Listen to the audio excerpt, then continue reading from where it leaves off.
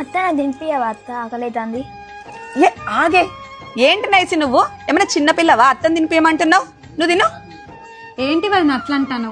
నాకైతే పెళ్ళి అయ్యేదానికి మా మమ్మీ తినిపించింది. అయినా ఇంకొకరు తినిపిస్తే కడుపు నిండా తింటుంది, అది నాకు తెలుసు. అయినా నీకు ఎందుకు వదిన, నేను తినిపిస్తా కదా, రారనేసి తినిపిస్తా.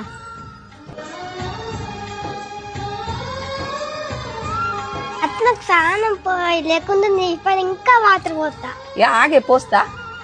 ఏంటి శ్రేష్ఠ అత్తని పోయమంటాను? నీకు చేయొచ్చు కదా, చేయిపో. నీకు ఎప్పుడు అలవాటు అవుతుంది?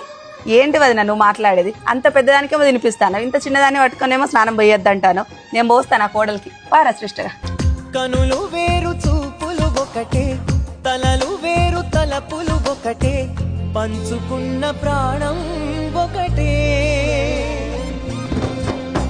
ఎదలు వేరు స్పందన ఒకటే, పెదవిలోని ప్రార్థన ఒకటే, ఒకరికన్నా ఇష్టం.